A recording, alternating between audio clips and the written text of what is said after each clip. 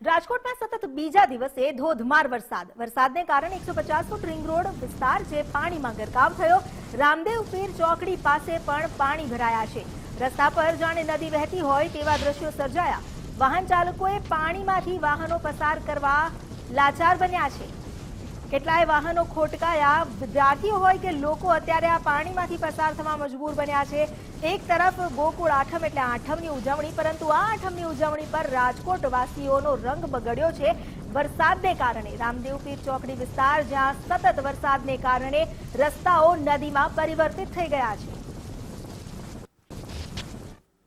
રાજકોટમાં વિરામ બાદ સતત બીજા દિવસે વરસાદ છે તેનું આગમન થઈ ચૂક્યું છે અને અત્યારે હું ઊભો છું રામાપીર ચોકડી કે જ્યાં થોડા વરસાદની અંદર પણ પાણી ભરાવાની સમસ્યા છે તે ઊભી થતી હોય છે। આ દ્રશ્યો જોઈ શકાય છે જાણે નદીઓ વહેતી હોય તેવા દ્રશ્યો છે તે અત્યારે સામે આવી રહ્યા છે।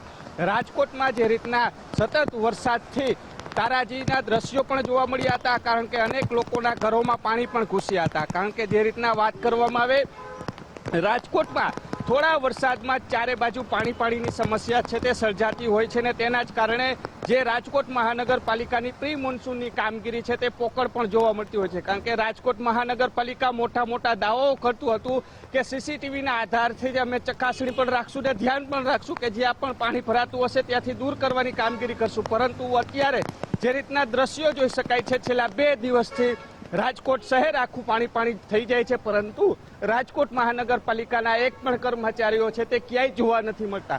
સૌથી મોટો સવાલ છે આ BRTS રૂટ બસ છે, આ રૂટની અંદર પણ જોઈ શકાય છે કે પાણી ભરાયેલા જોવા મળી રહ્યા છે।